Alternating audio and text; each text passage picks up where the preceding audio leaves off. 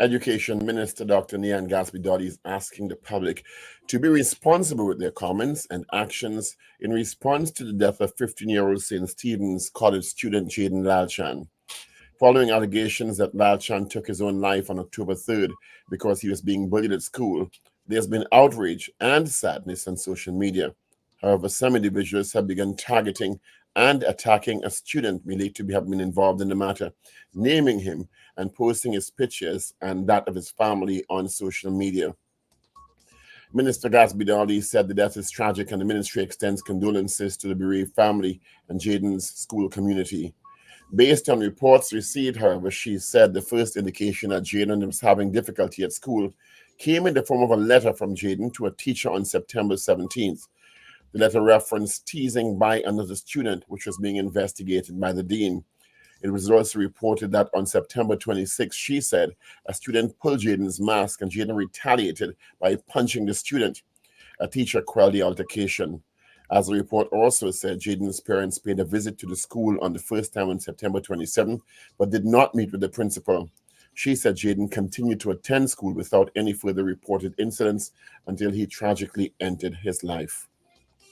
The minister also said, quote, no evidence has since been presented to suggest that Jaden was made to endure years of sustained bullying, and there was no prior or subsequent reports of bullying made to the school and no reports to the ministry on the issue. She, however, said the TTPS has indicated they are investigating the matter and will collaborate with the ministry in any way required. Complex is how the minister in the Ministry of Education, Lisa Morris-Julian, described the circumstances surrounding the death of Jaden.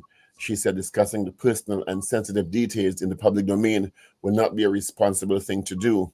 Morris-Julian said the ministry will respect the wishes of the parents at this time, and support will be given to the parents and students and staff at the Princestown School. A temporary injunction to stop Commissioner of Police Earl Hayward Christopher permitting the promotion assessment process for the rank of Assistant Superintendent of Police ASP will continue. The temporary injunction, Justice Frank C. Prasad granted on October 2nd to Inspector Mark Hernandez, former head of the police, now defunct Special Operations Response Team, SORT, was now extended to a hearing on October 7th, yesterday. It will continue until October 30th until the court further orders. Hernandez, who's on suspension pending criminal charges against him, is challenging the promotion process for ASPs as he contends the procedures being used that is contrary to the Police Service Act and the Police Service Regulations. Another officer, Inspector Vanetta Weaver-Addy, has filed a similar complaint and was also permitted to pursue it on October 7th hearing. A third officer was also expected to file a similar action. Finance Minister Colin Imber says while the Ministry of Finance has no oversight over Hyatt's operations, it will investigate the currency aspect of the matter recently reaching social media in the public domain. On October 5th, Hyatt announced on Facebook and other social media platforms that TNT currency would no longer be accepted as payment for services, but US dollars, pounds sterling, and euros will be accepted and credit and debit cards effective November 1st. The Hyatt edited the post several times following the widespread condemnation before deleting the posts altogether.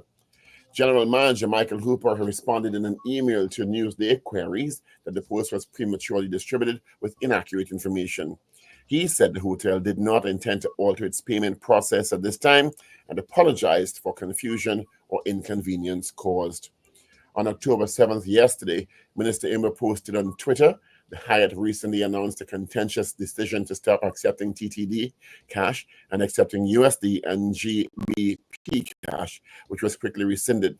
As corporation sole, the Ministry of Finance has no oversight rule over the operations of the Hyatt, but will investigate the currency aspect of the matter.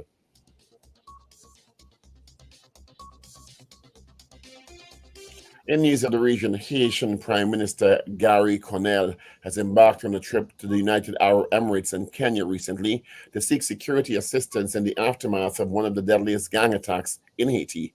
Haiti is still reeling after members of the Grief Gang stormed the town of Pont-Sande in western Artibonite region on Thursday, killing at least 70 people, including infants, and forcing 6,000 others to flee.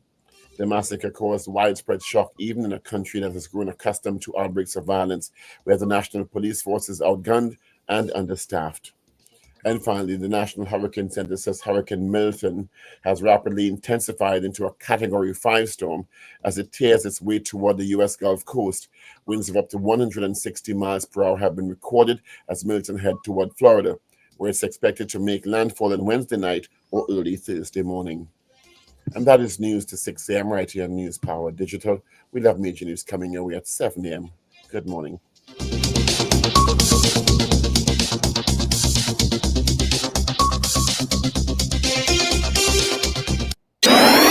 Up to date and credible. Power 102 Digital.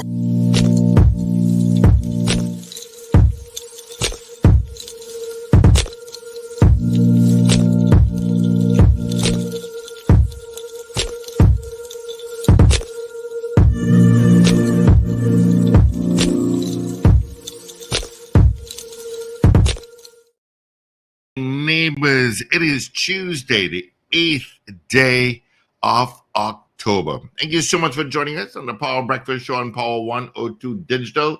Yep, it's all about the hours this morning. We just heard from Paul Richards, Dr. Paul Richards. We'll hear from Richard Ragoobarsingh. We got Ruben and Shane in the mix. And of course, my name is Steve Khan. 26 degrees at Piarco International Airport, 24 at Crown Point in Tobago.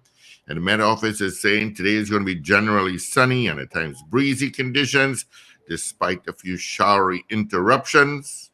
Where, Met Office? Where? There's a low to medium 30 to 40% chance of isolated thunderstorm activity. And that's your weather for today. All right. Traffic, usual spots. You've got it covered to Sugar Guanas. And after that, it is just the volume and congestion. All right. Before I say hello to my listeners, let's say good morning to you, Paul. What's happening? Good morning, Steve. Good morning, everyone. All good? Yep. All righty. I'm a little cranky. I have no cream in my coffee. No. This morning. Oh, no. Folks, he's cranky. He's cranky. He admitted it this time. He's cranky. I have no coffee this morning. I have no milk for my coffee. Well, you know, that is something that big in my thing. Must have my coffee first thing in the morning. Must have it. As soon as I wake up. Huh? I can't drink black coffee. I can't. I tried it. Richard and Wendell, they drink black coffee. I can't.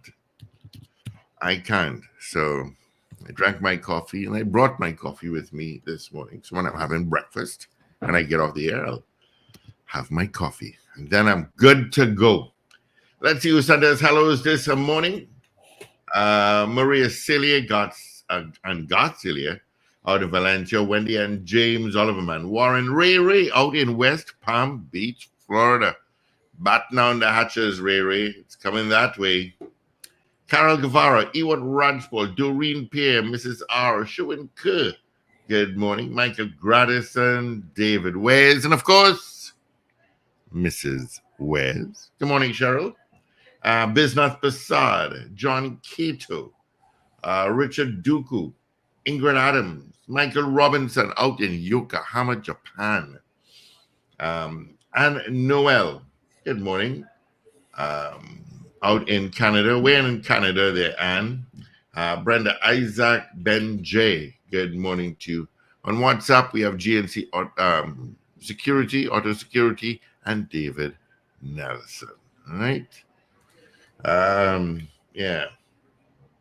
And Hill Bench, good morning to you. Right, yeah. So I see Milton has gone from Category 1 to Category 5 with sustained winds between 160 and 180. You imagine standing there and that breeze just hitting you? I don't know. My cousin who lives out in Port St. Lucie, happy birthday to you, Ginny, locks on every so often. And Anne is in Oshawa. They're ready. They're ready. Riri says they're riding out the storm. Another friend said it out in Palm City. He's gonna be all right. So I spoke to a good few people out in Florida via WhatsApp yesterday. I have another one said they're dead center. And Walt Disney World is open. When you live in Florida, you have to expect storms. Yeah. We'll have all the codes for that. That you must have your shutters and this and that. So, with 160 to 180 miles an hour wind, whoa. Hmm. And do you know there are birds trapped within the eye wall of the hurricane? But yeah, they'll fly around until they die down. Yeah. So I was like, whoa. I read that last night. I said, wait, okay. Yeah. Well, they're battling down. We're Yeah, also they're battening down the hatches. The roads are busy. If you're in Tampa, the roads are busy, the highways are busy. But I got over the weekend, a very, very, very good friend of mine passed away. And it was quite, we knew he was ailing for a while, but you know, when you get those news, it throws you for six. So he's in the hospital, Paul and listeners. His wallet is there with him. The unit was stolen. why did his family leave his wallet there with him? I think he got there, he had it on him before his family got there and it was stolen then. So now that he's passed, and I think his passport went for renewal, he has no ID. Can someone ID him? Yeah, but you need an official document to carry to. So I think that's what they're doing today. He's pretty much very popular guy. So, you know, it's one of those things you have to, appreciate life every day. I spoke to his mom who lives out in Port St. Lucie last night, and she's a wreck. She is a wreck. Yeah, back at home. Excuse me. The trauma from the death of this 15-year-old boy who took his own life at St. Stephen's College continues. I think they had a vigil last night, right? They had a huge vigil in Princestown. Yeah, I saw a picture, yeah. Huge vigil of people coming out to pray and asking for justice. I don't know what that justice is going to look like. No Part idea. of what has also happened in relation to this situation is people started circulating very, very heavily on social media the picture of a family, including a boy whom is being purported to have been the one bullying the young man. And the kind of vitriol that's being hurled, and it's not productive, first of all, because it's another form of bullying when the attacks are online against the family and the boy. And social media can be very overwhelming for the best of us. And so Education Minister Dr. Nyan Gaspidoli is asking the public to be responsible with their comments and action in response to the death of Jaden Lalchan, and how many people have posted the picture of the minor with his family and circling his face and drawing things on his face and saying all sorts of things against him. I don't know what the truth is regarding it, but the suggestion is that he's the person who's been identified as had been bullying Jaden Lalchan. Jaden Lalchan also left a note that his mother shared with the media. It's a very, very sad note, to say the least, where he identified that he was being threatened by a boy. And I think the boy was named, if I'm not mistaken. Trying to get the newspaper that published the letter. To just read out the letter. It's a very, very heart-wrenching letter. A note, I should say, where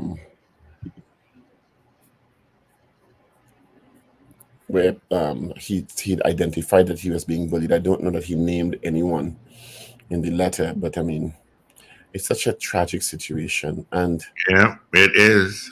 Of course, questions are being asked as to if the school intervened. The minister kind of gave a chronology. She said, based on reports she received, first indication that Jaden was having difficulty at school came in the form of a letter from Jaden to a teacher on September 17th. And the letter referenced teasing by another student, which was being investigated by the dean.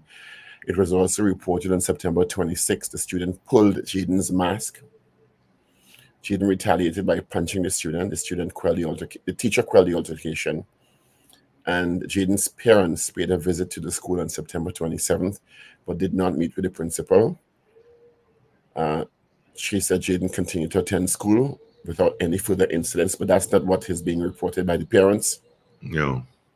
The mother in particular, and we played that video yesterday, said it was a very difficult time because she lost her only son, because in their view, the school didn't do anything or enough to intervene in this situation.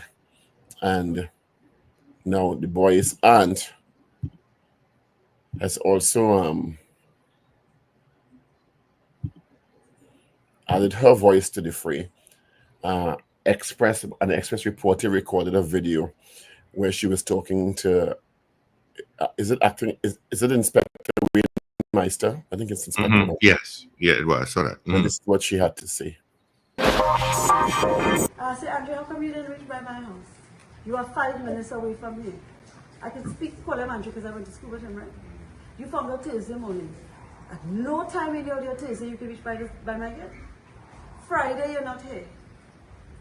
Where is the empathy? Where is the remorse? You know he reached here Friday, you can ask him, I say, here to that PR, damage control. Is that what this is? It hit the newspapers yesterday and this morning, and there's a bunch of flowers in the back of my table.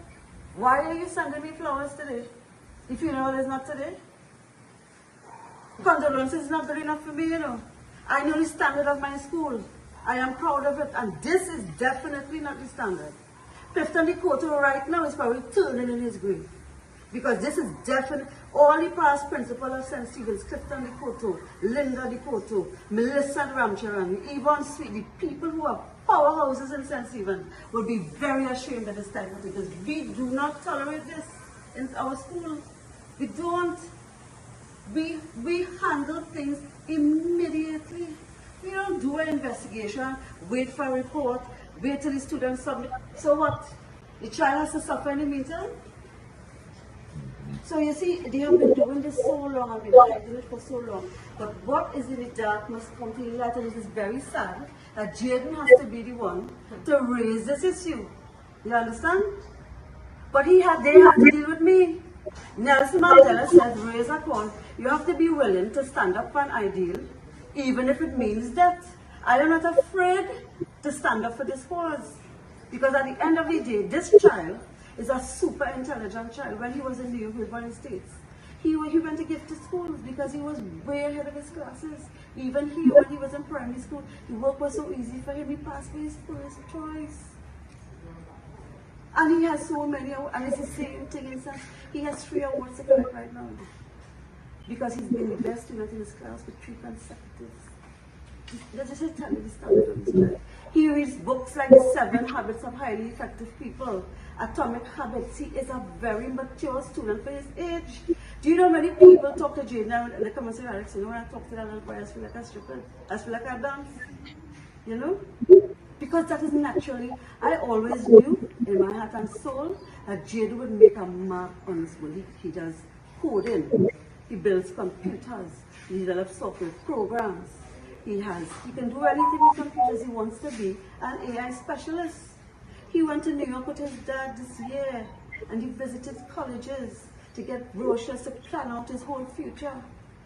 And we made a joke and said to him, Now it's 25 degrees Celsius with partly sunny sky. Today, we're below the standard. And he said, I will make a difference in this world. And he had the capability. So his light went out. In St. Stephen's College, he basically was a candle in the wind. He could not win that game because he never had a stutter. When he started that school, he developed that stutter out of doing. I realized that no. Imagine when you get up to answer a question and you stutter, the whole class laugh at you, even the teacher.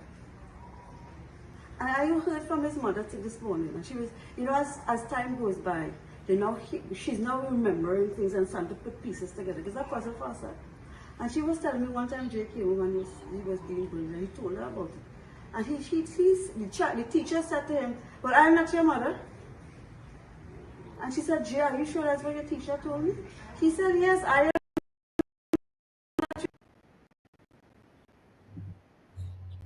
Good morning, Richard. Morning, Richard. It's a really tragic situation, let me tell you. You muted, Very, right? very bright. Clearly bright young man, had several academic awards, was clearly on the way to doing great things with his life. Mhm. Yeah. Good morning, guys, and good morning to our listeners. Yeah, it's a very tragic story. And it's, tragic that we needed a story Like this. to motivate action on something that we knew was prevalent in schools. Mhm. That whole issue of bullying and We've spoken about this on several occasions, yeah? Yeah, we have. We have on several occasions. I was the subject of bullying. I think Wendell said the same thing, and it's very distressing for the student and the family when the school doesn't respond in a timely or appropriate manner. And what made it worse for this family, from all the reports, is that the school didn't reach out to the family after the young man died. The family had to reach out to the school, and the aunt is saying now she's offering a different another layer of chronology to the situation, that the young man developed a stutter, and very often people do, because interestingly enough, we were talking about that in a class I taught last week, where some people in anxious situations develop stutters, and because the anxiety is so high in that situation, but the fear is so high that it has that sort of physiological response. And it's really a sad story. And as we said before you came on, now on social media, a picture is being circulated of a family with a boy being identified as the person who was allegedly teasing Jaden, and they're bullying that boy now. Yeah. I mean, the onslaught on social media is immense against that boy and that family, which is an inappropriate response. Yeah. Now he's also going through his own trauma. He's a minor. If it is that he was the one who was, because I can't confirm that, but that's what social media is saying. He needs counseling. If it is he was doing it, he needs counseling, because there's something that's triggering that antisocial response in him to bully, because bullies are usually the victims of bullying at some point themselves, or some other issue may be going on. But it's all around a very, very sad situation. Very sad. The police are investigating now, and the ministry is cooperating with the police. But I mean, I don't know that bullying is a criminal offense. It's horrible. Don't get me wrong. You understand? And should be stopped at all corners. But it is just such a horrible, horrible situation that this young man with all this promise is no longer with us, because the school, there was no intervention in a timely manner. Yeah. So according to the early reports, he didn't even want to leave the classroom to go to the bathroom during school time, because leaving the classroom was a traumatic experience, because what you would encounter outside the doors. And the names that they were calling him, according to the reports. Basically, because you're in fear of going. But you probably never wanted to go to school. You're in fear of going to school, because school did not become a place of learning and joy that you would want it to be. It became a place of fear and everything that's dark in your life. But as we said last week, as we said earlier this week also, that part of the responsibility of school, in addition to educating children in many different ways, is to provide a safe space, a safe environment, and look at the welfare of the child in every aspect. So if the child is being abused through bullying, the school needs to deal with that expeditiously. And sometimes this investigation, this report takes days and weeks, you understand? While the child continues to go through the trauma. And now the whole school is traumatized because of what happened, by extension, and the community, and of course his family. So it is such a horrible situation, and I, of course it reached Parliament yesterday, and I saw people that. Yes. and I hope it doesn't become a political football, but because it's too much of a tragic situation for it to become that. It is an extremely tragic situation. And again, condolences to his family, his mother and his father, and the mother said it was her only child. Mm-hmm. It is just such a tragic situation. I hope that his death is not in vain and more stringent measures are put in place in schools to respond immediately to reports of bullying. Well, this is not the first time we've raised the issue of bullying in Trinidad and Tobago and the devastating effects it has on students and school communities. It Yeah. is a really tragic situation. I hope, and hopefully it will lead, Oh. principals and people in authority to treat with the issue seriously when it's raised. Wendell just sent me a message, and according to Assistant Commissioner of Police Jaden Meister, under the Offences Against the Persons Act, bullying is considered a criminal offense. So Yeah. it's just a traumatic, tragic situation that there's no winning here. You understand? No one wins in this situation. There's no, I don't know. Parents are calling for justice. What is that justice going to look like? But of course, the trauma that they're going through, actually, you can't even imagine that. You can't even imagine that. So I don't know. I know. I always say I knew a friend of mine who had to remove her son from a so-called prestige school many years ago because of what he was going through, and she said the prestige school attendance wasn't enough impetus for leaving him there because of what he was that he was enduring.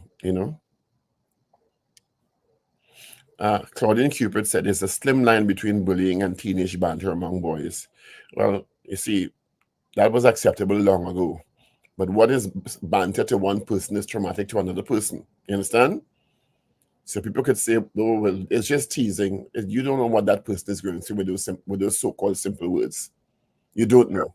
Yep. So it just should be avoided at all costs. While it may have been accepted 20 years ago as realized boy thing, it's not anymore because we are seeing over and over and over it having these devastating, irreversible effects on somebody because what you think is a simple tease is processed differently by the person who's the victim of the teasing.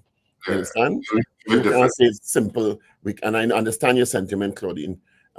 But it turned to simple banter again, You don't know people receiving it. How people receive it and what is going through their minds when they receive it, particularly when it's continuous.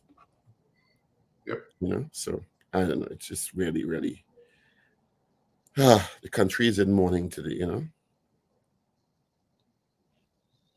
And the schools have to deal with these things expeditiously, immediately, because the person who is the alleged perpetrator also needs counseling. That person needs counseling to get to explain to them that behavior is inappropriate and unacceptable and it needs to be stopped. Yeah. Because those types of behaviors intensify into sometimes abuse and physical violence. Mm-hmm. It's just Steve comes back, we could open the phone. Interestingly enough, in the television series that I had done together with TDT and Film TT called Mixed Up, one of the episodes was called Bully Him. Mm-hmm. And in it, the issue of bullying was tackled. The boy was being bullied in school. And the sister and the aunt went and dealt with it. They went to the parents of the boy who was bullying him. And they dealt with it. But of course, he was resistant. But it's still a sitcom.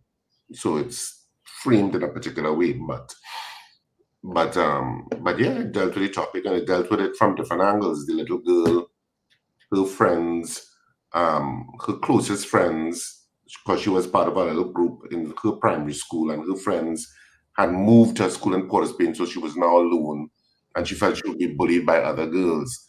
And so, And so it's the mother having to deal with it and have a talk with her about, no, you'll make new friends, and if that was happening, bring it to me, and so it was tackled as an issue, and how it's navigated in schools on a certain level, but of course within the framework of the family.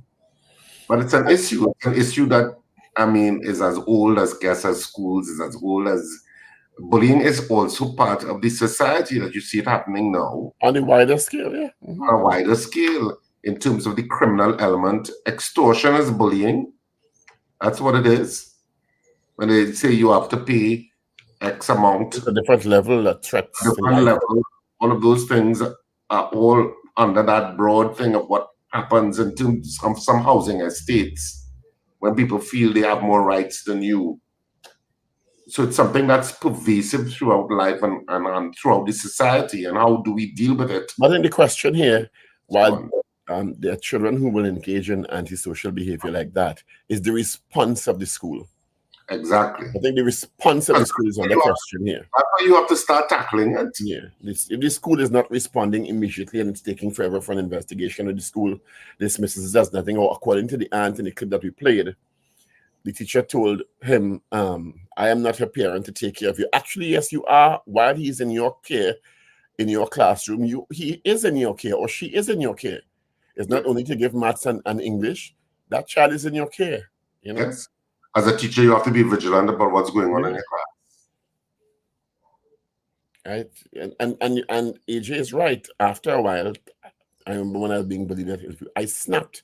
And then sometimes it turns into parents coming to the school to deal with the child and being violent to the alleged perpetrator or the parents of the alleged perpetrator. And it escalates if it's not dealt with expeditiously at the first stage. You understand? And that is what is under question here. How did the school respond? Did the school respond in a timely manner, in an appropriate manner? Does the school have a specific protocol in place to deal with it? Do schools in general have a particular protocol that they must follow to deal with it? Because it's traumatic for the victim, but it's also bad for the student who's perpetrating, because they are exhibiting behaviors they should not be exhibiting. And very often they're mimicking what they've seen at home, or in their communities. I don't know. Yeah. Should open the phone lines. It's a situation you could deal. It's a very, very tragic situation. It is. We have some calls already, so let's go. Good morning.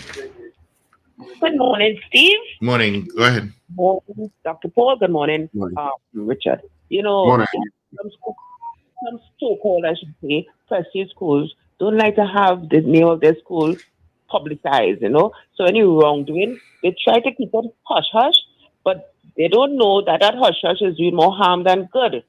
Because if the mother said that the dean knew about it, not the mother, but according to what the ministry chronological data showed, the 17th of September, look what the 17th of September, he's 2 weeks into September to finish, and he's still investigating. He wasn't doing anything, because how come it taking so long to investigate something like that? And so they weren't serious.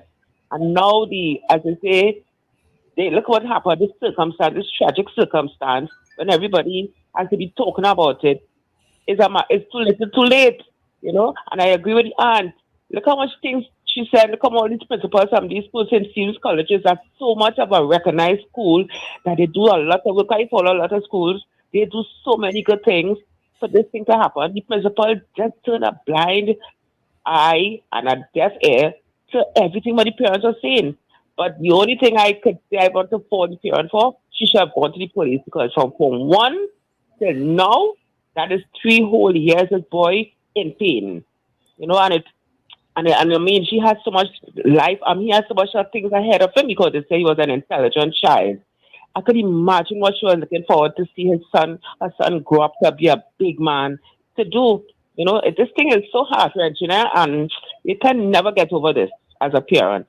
Thank you. Thank you. All right. Thank you. Good morning. One more time. Good morning. Morning, brother. Steve. Morning. Morning. On the matter of bullying, I can remember some years back on this same power to Marcia Henville. And then we had a discussion about 12 to 15 years back about the school bullying thing, you know, and the children violence in school. And like nobody never really deal with the matter comprehensive. Last night watching the TV6 news where a lady in Tobago said they throw feces on his daughter. You see that last night? Yeah, I saw that on the news, yeah. And the young lady, they took the same thing, take with she money by the cafeteria. But I try to understand what's going on with people's children, you know. What really happened to people's children that they feel they had the rights to go and advantage other people's children in school and things. I don't know, you know, but they have to deal with a serious matter. I hear Meister saying last night that it is a criminal offense. But I never hear no child get charged with that yet.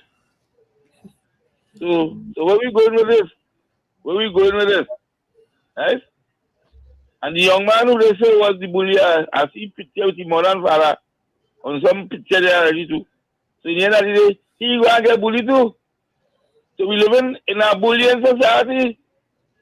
How we going to deal with it? Right? This is serious issues. Because it has parents not taking the children getting bullied in school, they go in the school and deal with the matter for themselves. So we have to deal with that matter and let me try to go and see what we could do about that whole situation before we get out and again. All right. Thanks, Mr. Patrick. Good morning. Hello? Hi, good morning. Good morning, gentlemen. Morning. Paul, I don't know if this is the story that you hinted to Monday, but I see the police service is starving for attention, right? I saw one video yesterday where Vanessa Ramota wanted to go up for Miss World or with some Miss Universe competition and decided to put a sash over the police uniform and market herself in the government uniform as a candidate for this competition. Then there's another one where a police vehicle drop off two men to put on a robbery.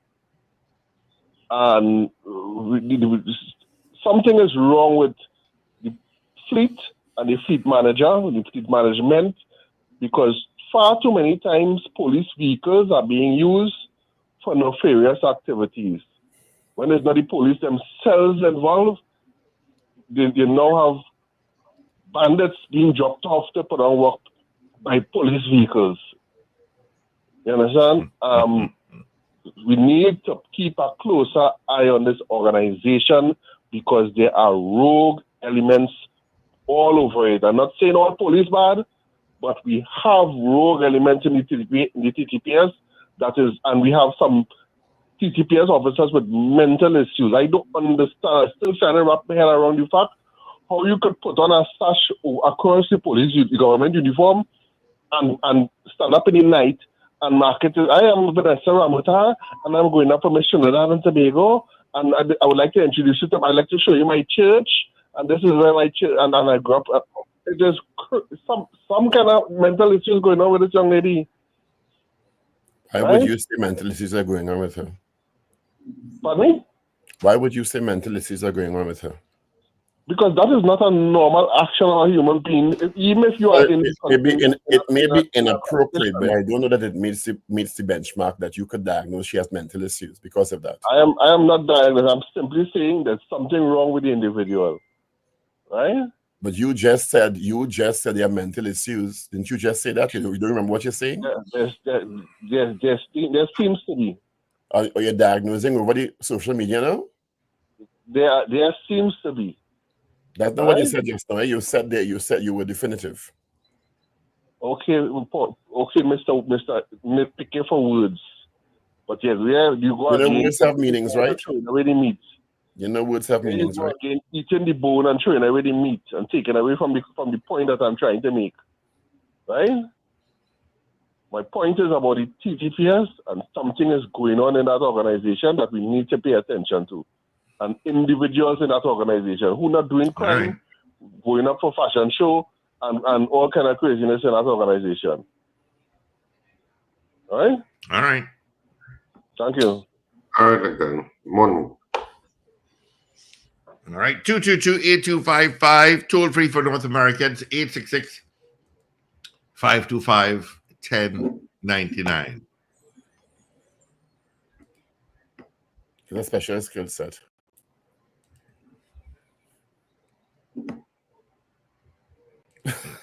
Anyway, it's a morose morning, a really sad, heavy morning in the country. A very, very heavy morning in the country. I just think that young man's death really shook up this country, as it should. As it should.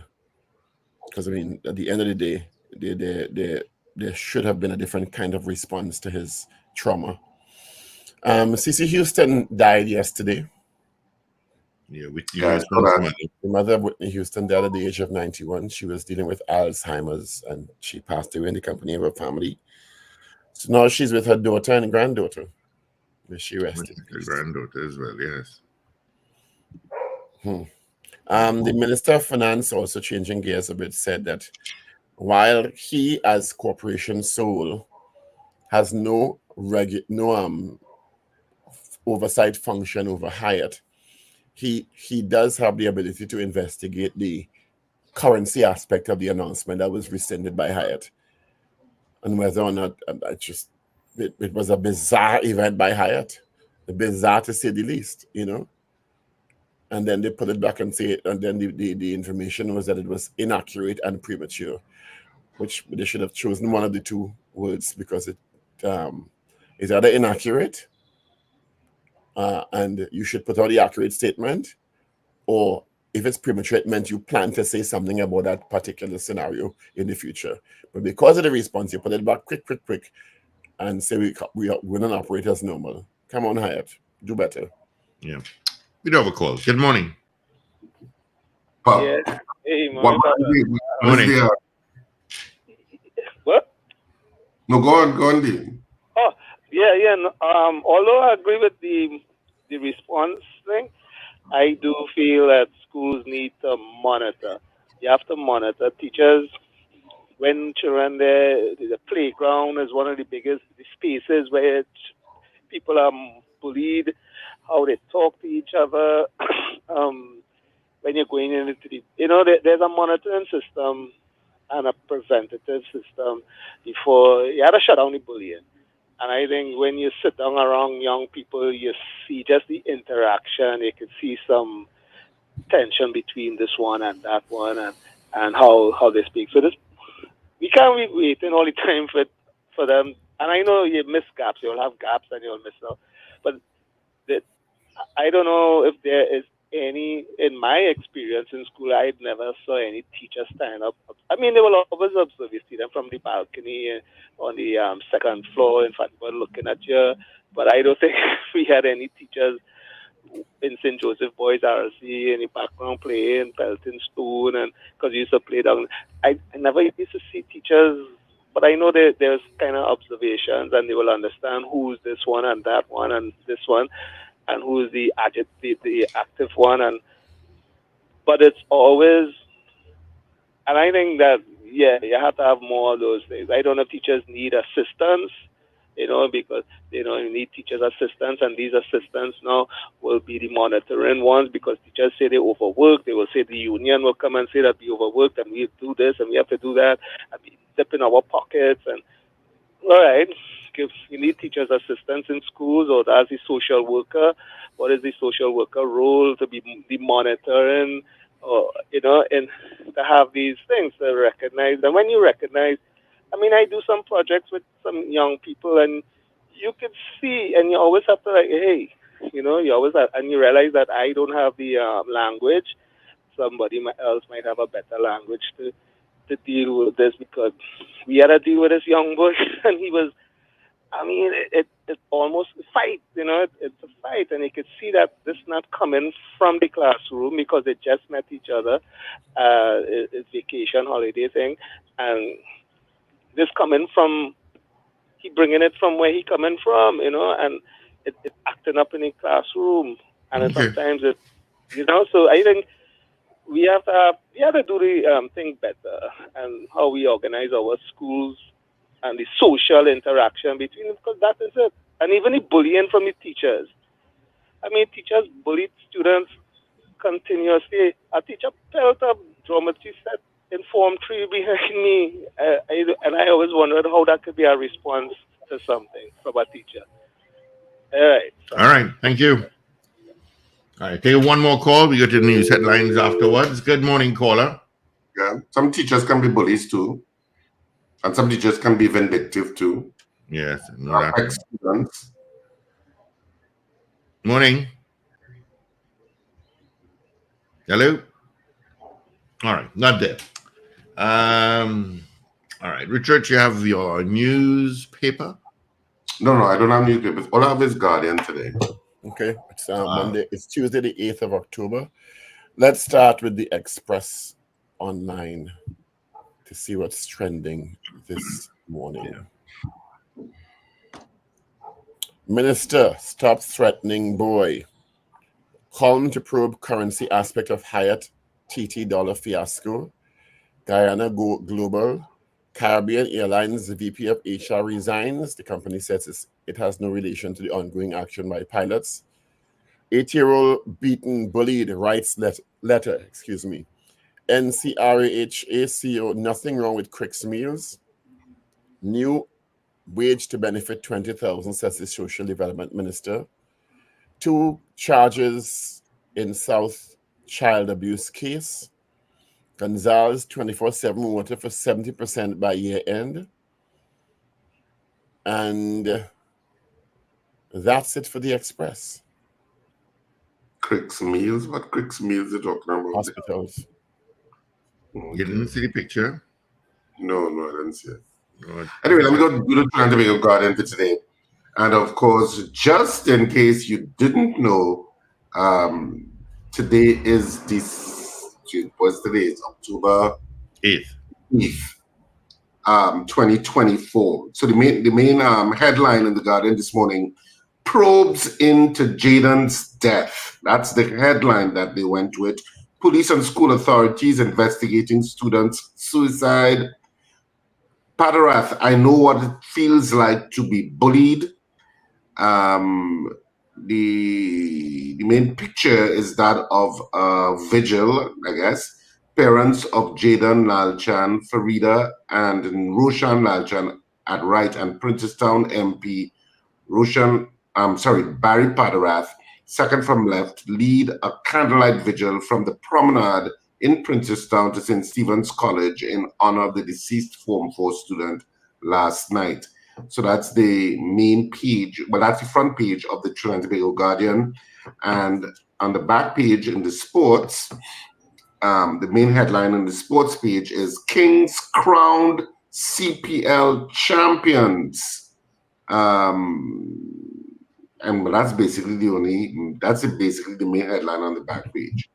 So that's all you need to know, in a sense, in terms of the headlines. Let's move to the news day now. Mom, I'm praying for justice after daughter found dead in abandoned Curab house. Schoolboy Jaden Lalchan suicide death reaches budget debate. 1 funeral for murdered man and mom who died of dengue.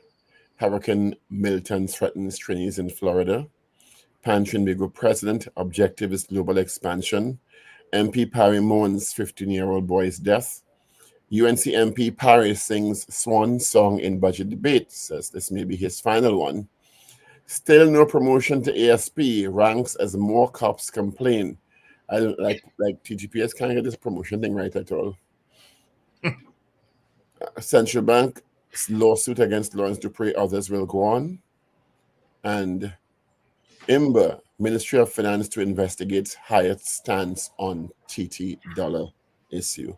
So those are trending stories in Express, Guardian, and Newsday for today, Tuesday, the 8th of October, 2024. All right, let's get the results of our morning poll. We asked you yesterday, should the school be held accountable for inaction regarding reports of bullying resulting in the suicide of a student? That was our poll yesterday. The results are in. 94, that's 94% said yes.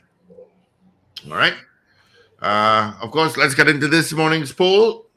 So my question this morning is based on the responses from the parents and the family of Jaden Lalchan. May he rest in peace. They're calling for justice for Jaden's death. I don't know what that justice would look like, but the question I'm suggesting is, do you think Jaden's family will get justice? Are you all okay with that? Yeah. Does anyone have a better suggestion? You didn't seem too enthusiastic. No, I said yeah. I'm okay with it. You said that you lack coffee this morning like me.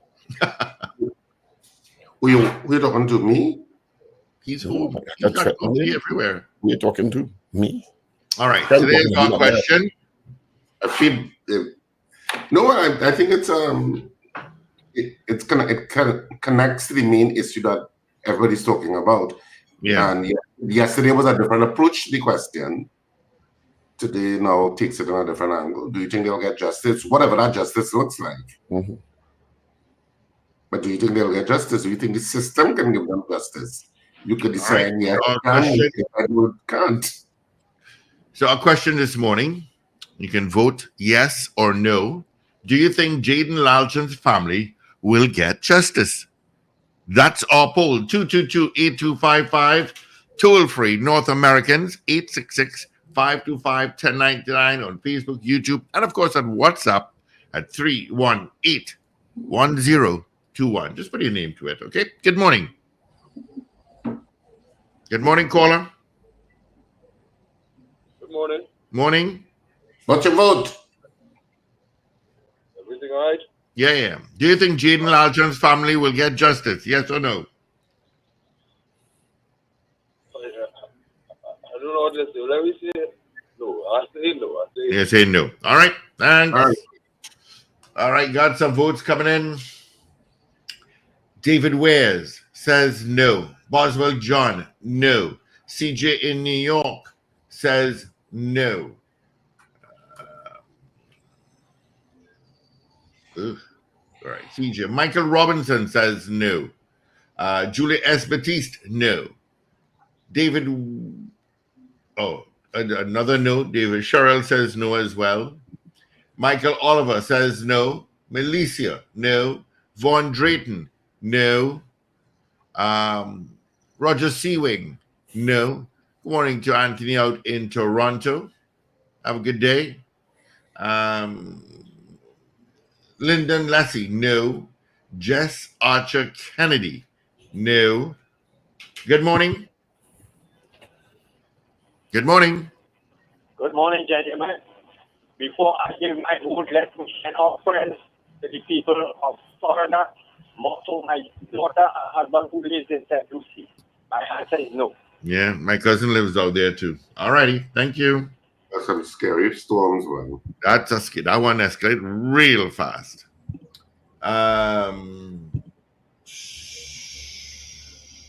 CPT Singh says yes, I have faith. Anne Noel in Oshawa, Canada says no. Oliver Man Warren says no. And of course, happy birthday to you, Oliver. It says happy birthday greetings to me. So happy birthday to you, Oliver. All the best to you. Have a great one. David Nelson says no. Anthony Tinto out in Ontario, Canada as well says no. Do you think Jaden Lalchan's family will get justice?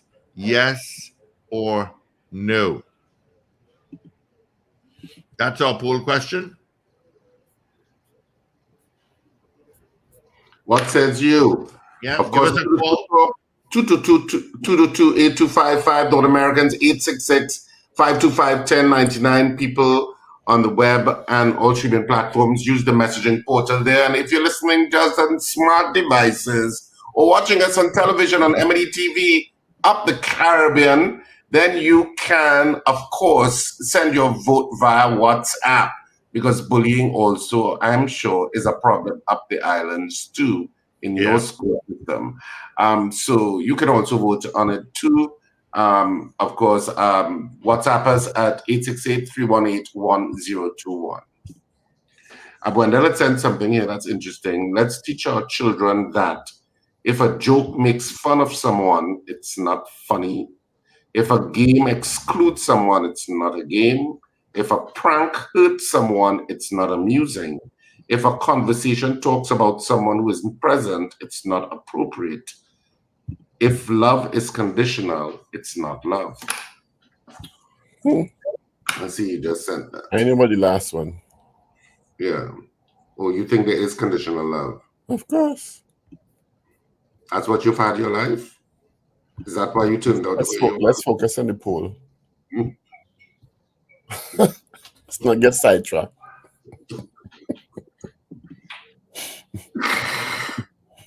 Drag down your rabbit hole this morning. Yeah, no kidding, yeah. All right, so we got Anthony. Adrian Cotto says no. Richard P. Knight says no. Slick Money Grip says yes. Alistair Hart says yes. Scorpion Pepper, morning to you. It's been a while, Scorpion Pepper. I missed you. We didn't vote. Okay, let's see. We got any more here? Anthony from Toronto says no to the poll. A lot of Canadians in the house. Good morning to you. Of course, news is going to come up in 2.5 minutes. And right after that, we will chat with Assistant Commissioner of Police Wayne Meister regarding bullying. All right. So, well done, Steve. All right. Karen Yipnow says no. Andre Reno, good morning to you as well, Andre. No. Let's see. Let's check WhatsApp here. Val, morning, Val. Val says no. Thank you, Val. Do you think Jaden Lalchan's family will get justice? Yes or no? Sexy San Fernando. Yes, Sexy San Fernando. It is indeed. But she says no to the poll. Thank you. Good morning to you, PP.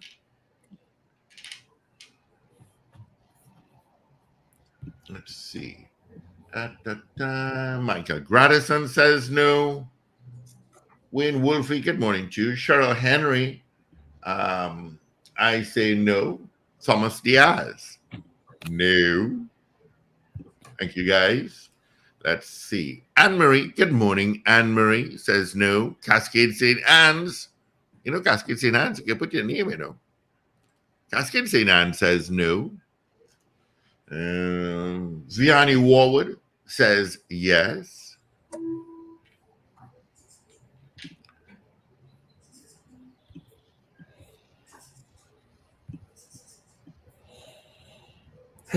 What a situation. Yeah. What a situation.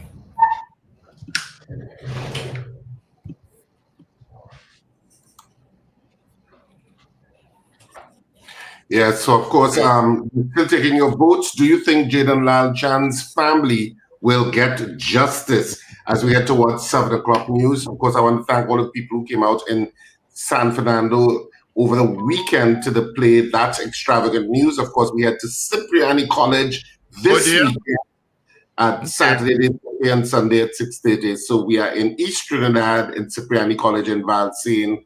And of course, tickets are available at Cipriani College from tomorrow, 12 noon to 6 p.m. daily, but it's available right now at all our usual outlets. Yeah, all of our outlets have tickets. They've had them since the weekend, including Electronics in Arima, K Squared Fashions in Eastgates, and in Brentwood Mall in Chagonas, as well as West Mall, and of course, Anthony's Florence in Val Park, Chanflair Auto Services in Chanflair. All right, let's get into our 7 o'clock major news. This is your news bulletin from Power 102 Digital. Education Minister Dr. Diane Gasby-Dolly is asking the public to be responsible with their comments and actions in response to the death of 15-year-old St. Stephen's College student Jaden Lalchan.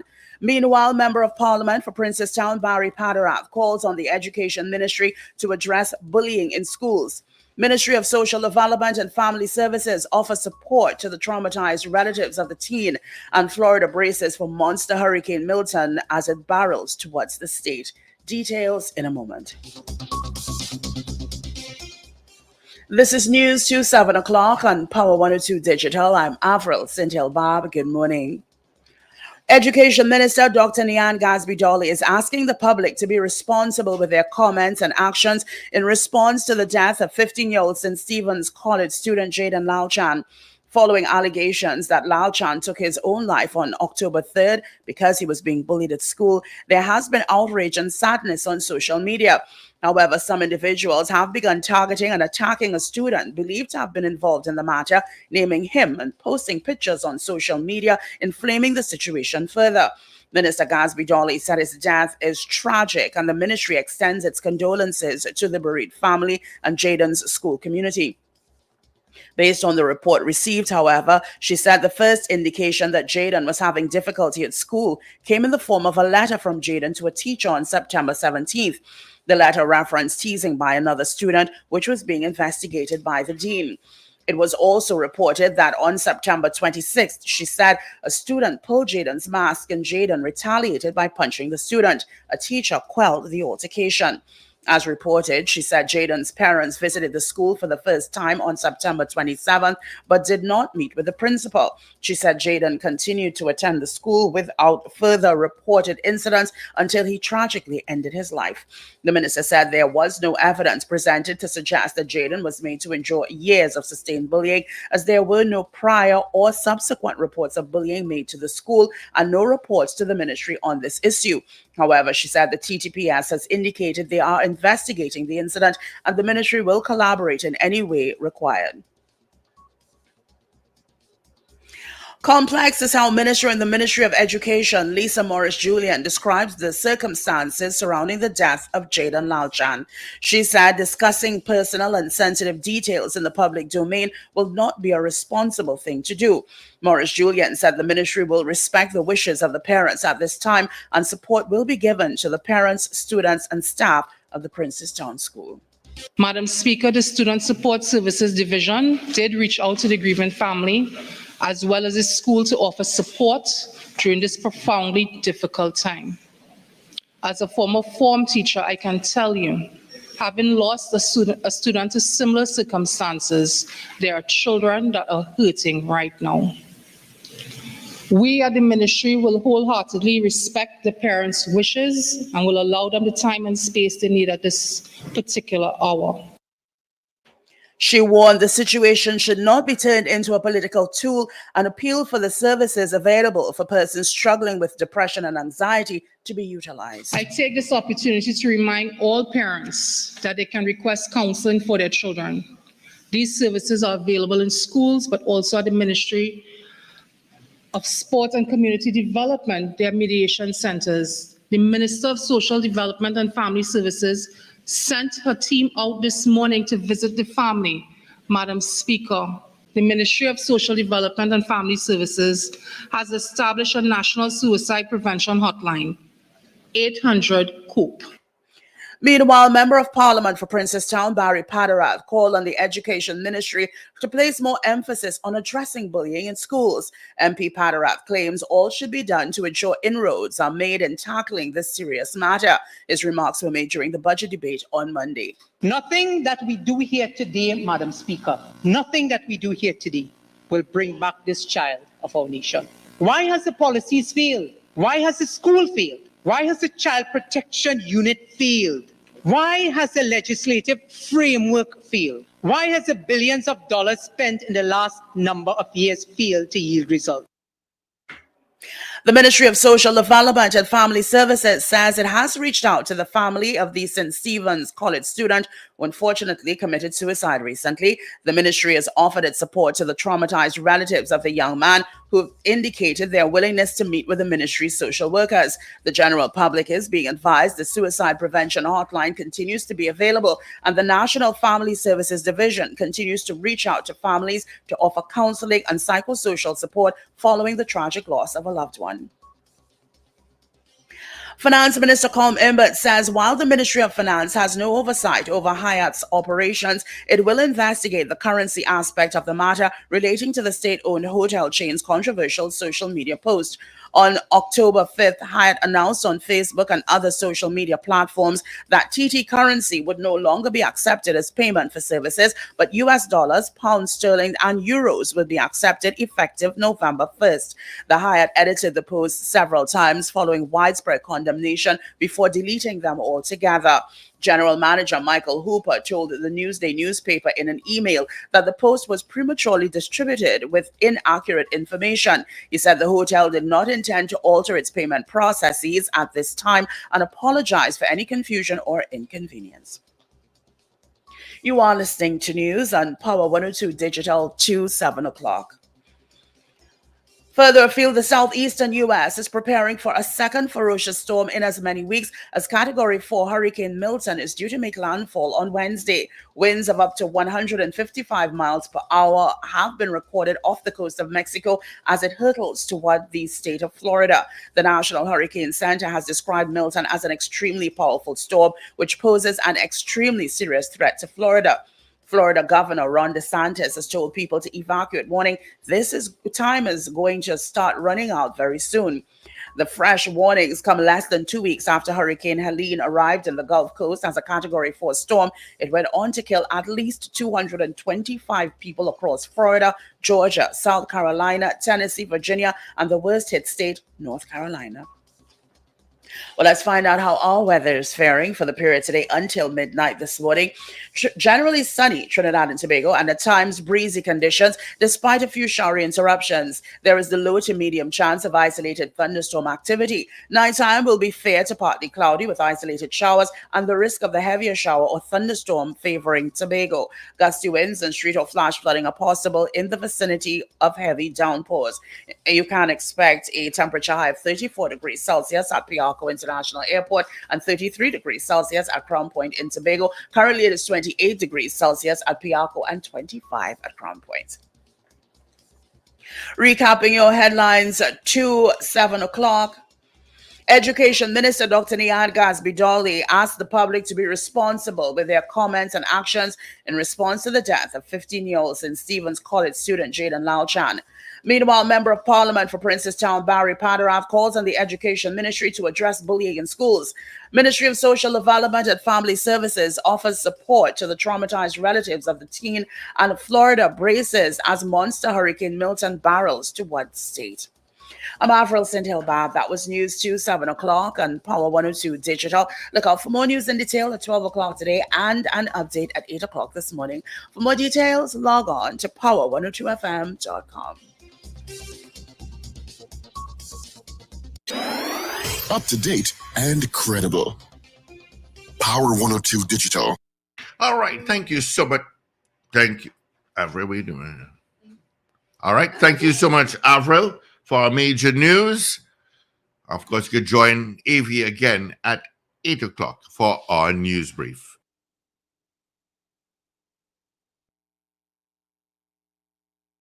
All right. Let's see if we have any more votes coming in. Let's see. I've got Vianney. I got Leonard. Cohen Duke says no. Lennon Roberts says no. Carol Guevara says no. And that's it. And that's what I got there so far. All right, so let's get the results. Well, our poll this morning was, do you think Jaden Lalchan's family will get justice? We had 37 people voting on the poll this morning. Of the 37 people, 33 of you said no, you do not think that the family will get justice. whatever that justice means. You don't think they will get it. 33 of you said that, and 4 of you said yes, you think they will get some measure of justice. But the vast majority of you voting on the poll in there all the time felt that they won't. Of course, you can continue to vote on this poll throughout the day, throughout programming, and we'll give you the final results tomorrow morning, which of course will be Wednesday and midweek already as we zoom towards the weekend. And of course, to the play, that's extravagant news at Cipriani College this weekend. Finally, we are in East Trinidad. We love going to Cipriani. There's something about each theatre has its own kind of quality, and Cipriani College has its own, a little bit more intimate than the bigger theatres. So we are on at Cipriani this weekend, Saturday at 8:30 and Sunday at 6:30. So yeah.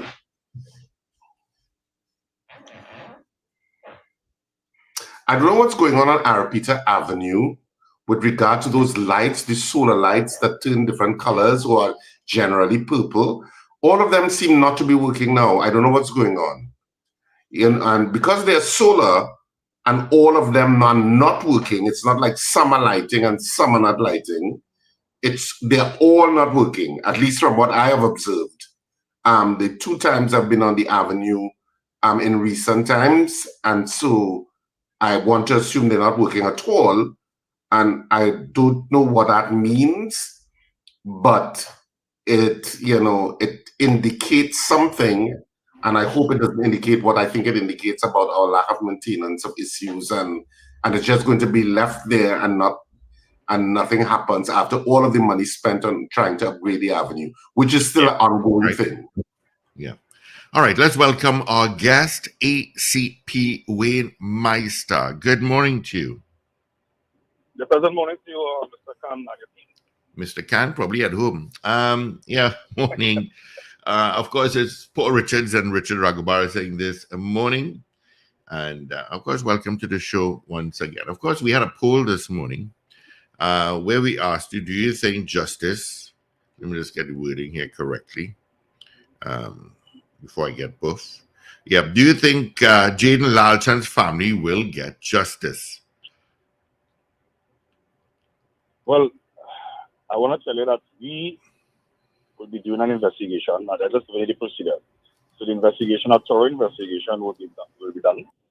And on completion of that investigation, which will be very soon, we will be approaching the DPP, and the DPP will give the necessary advice.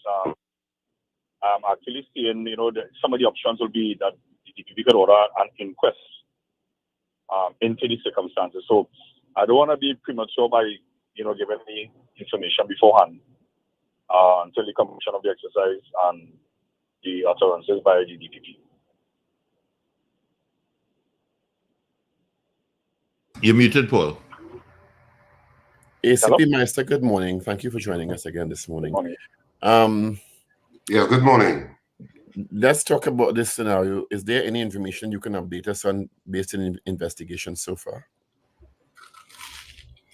Well, yes. I would have assembled a team to start an investigation. It has already been started. As a matter of fact, our team is supposed to meet with the person that was involved and the parents. So that's supposed to take place sometime during the course of today. That interview, as I said before, we are not going to rest on this in the sense that we're going to expedite this investigation because it's a very serious issue. I saw you speaking to the aunt. Have you spoken to Jaden's parents yet? Well, it was my intention yesterday to do so, but both parents were at home and they were not in a position or condition to actually speak. So that's why I had a conversation with the aunt instead. Okay. And what would you be able to share with us that in terms? I saw the video, but you mentioned a while ago that you intend to interview someone else. Is that the person who is the subject or the person of interest in the investigation? Yes. And this is a minor also. Yes, it is. The A picture has been posted on social media, has been widely circulated, and unfortunately, that if that person is the person who is identified, is also receiving some severe bullying online. What's your advice to the public where that is concerned? Because I mean, this is also a minor who may be involved in the situation. Well, I also want to join with the Minister of Education, who have made a public statement as it relates to that said incident, and it's unfortunate, and we are asking persons to desist from making those kind of utterances on Facebook, on other social media, in the absence of information, because an investigation is going on, and we need to. This investigation will clear up a lot of ambiguities, but in the interim, we are asking members of the public not to comment on these issues and making assumptions and pronouncements on this issue until the investigation has been completed. So that is my call to members of the public. Someone sent me a bit of information earlier on. You could confirm that says that bullying is covered under the Offenses Against the Person Act. Can you elaborate on that, please? Yes, well, under the Offenses Against the Person Act, Section 30 to be exact, there's a series of offenses under harassment. And most of the time, that will cover a lot of the issues pertaining to abuse, bullying. Of course, physical bullying, the whole aspect of physical bullying leads to violence. And, you know, there are other offenses that we can deal with. But the other types of bullying, like psychological, verbal, cyber, those things are covered under that Section 30 of the Offenses Against the Persons Act. So if a parent feels that the school is not doing enough, they can make a report to the police? Yes, definitely. As a matter of fact, you know, most of these reports don't come to us. So what are the parents go to the school first, and you know, if they go to the school and the school resolves the issue, well then okay, there's a win-win situation for everyone. But if they're not getting any redress, they need to let us know so that we can intervene in a timely manner. And it's supposed to be timely, because if we allow these things to fester, the end result is what we would have seen some days ago. So we are asking members of the public to come forward, and we will investigate and we will take the necessary action, whether it is to coordinate mediation, or worst case scenario, persons can be put before the court. Yeah, but ACP, you go to the police station, are the parents going to be assured that it will be investigated, or it's going to be thrown behind the cupboard? Definitely, it's going to be investigated. We have a zero tolerance as it relates to bullying. Bullying is the embryo stages of violent crime. It's the embryo stages that leads to extortion, because you have, you know, that simple thing what they call taxing in school. All those things fall under bullying, and that leads to extortion, which right now is a very serious issue in Trinidad and Tobago. So we are not skylarking with those kind of offenses. So the public is rest assured that once they go to the station, persons are going to be taking their reports very seriously. We've heard reports that the extortion thing in schools, at the school level, is quite prevalent. Can you comment on that? Well, yes, yeah, we had several reports of you know, well, I said they use the word taxing, and that is why yesterday I indicated that we're going to relaunch our anti-bullying campaign. I'm going to start it in South Central. We had one running a couple of years ago in the whole North area, and to educate the children and even the students about these simple things that people see as children see as just probably, some of them not even aware that those are offenses. So that anti-bullying campaign will highlight the offenses and what are the ramifications of these types of offenses. Yeah, but you know, bullying has been with us for a while. I mean, it's part of the school system, even when we went to school. And certainly, I mean, things have become more vigilant, and circumstances raise the profile of issues. Is this going to be something? I know the TTPS, as shown with the media today, the TTPS is going to be ramping up or relaunching. You could correct me in my use of words. An anti-bullying campaign. And if this is so, is this going to be sustained on a regular basis, as best as you can each year, maybe at the opening of the school year, that it becomes part of the TTPS's program in terms of dealing with bullying? Yes, definitely. As I said before, that I will be launching it in the South Central, in my zone. Of course, in collaboration with the Ministry of Education, because there are certain protocols that, we need to get permission to go into the schools and so on. And the intention is to get it as a national agenda for the TTPS, as you alluded to. So it's something that has to be sustained. And what is one of the most dangerous things now? You mentioned before that it had always existed, the whole aspect of bullying, but now we have online cyberbullying. So remember, a long time, if you get bullied at school, the next time you're going to see the bully is the next day. But with online bullying, it goes on 24/7. So that what makes it more dangerous now, and from a psychological point of view, it's very detrimental to persons who may not have the capacity to handle it. ACP Meister, what's the responsibility of the school in this? Because you've identified bullying as covered under your Offences Against the People Act, I'm presuming that schools have a particular responsibility, in school administrators, etc. What's their responsibility in this legally, if any at all, or morally? Yes, definitely they have a responsibility, because once these incidents are reported to schools, they have a responsibility. Well, at first, we try to use what we call the soft approach in dealing with the situation. So if the parents are called in and the matter is resolved and there's mediation and so on, and the police may not have to get involved, fine. And the issue has been resolved, okay, no problem.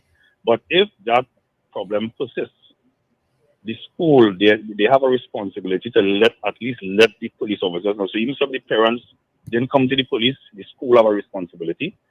But we have instances where schools, they're looking at their schools getting that stigma of a school that has bullying, and a lot of people do not report it.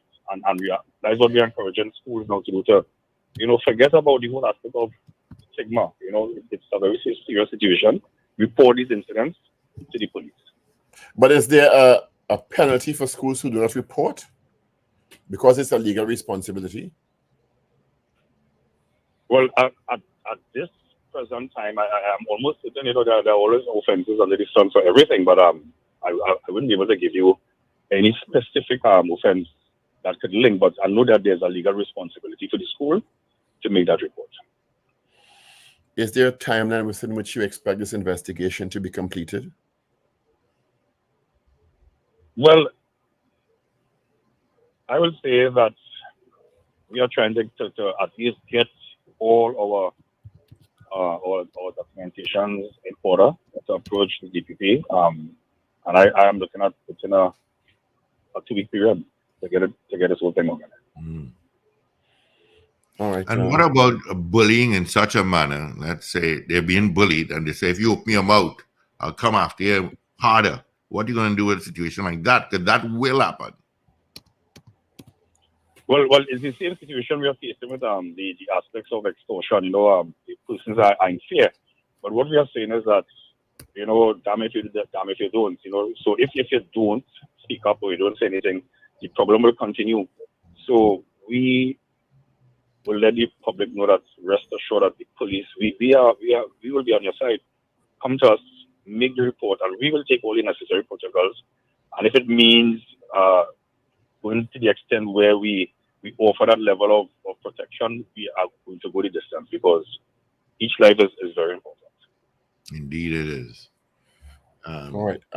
ACP, thank you for being with us this morning. Yeah. Thank you so much, ACP Wayne Meister, for being on the Power Breakfast Show. You're welcome. All the best to you. All right.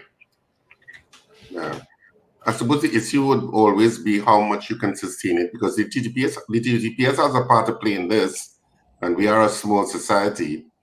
And so, how they articulate the seriousness of bullying to young people and people in schools can probably do some good.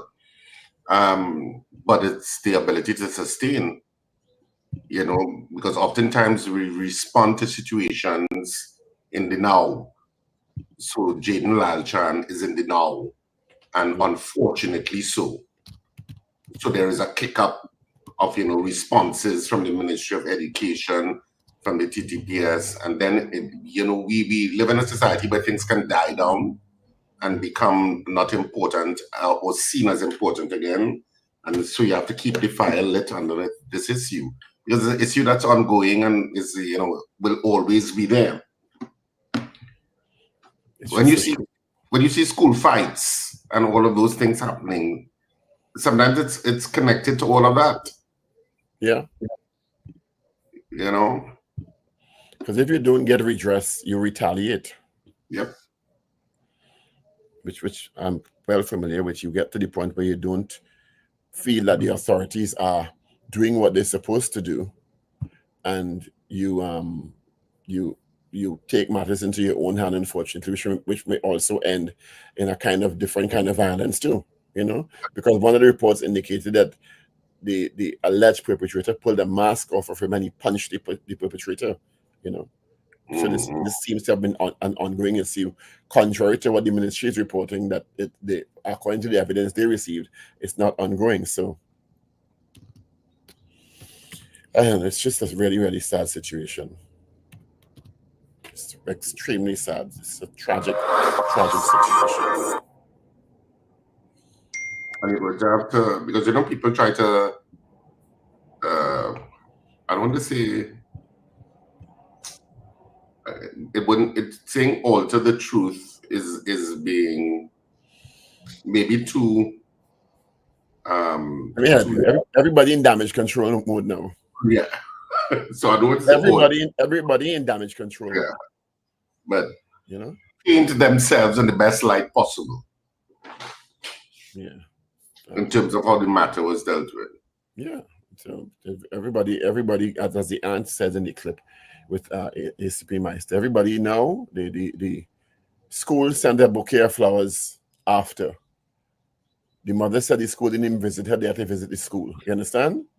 So even the school's response to when they heard the young man had unfortunately taken his life didn't seem to be empathetic at all.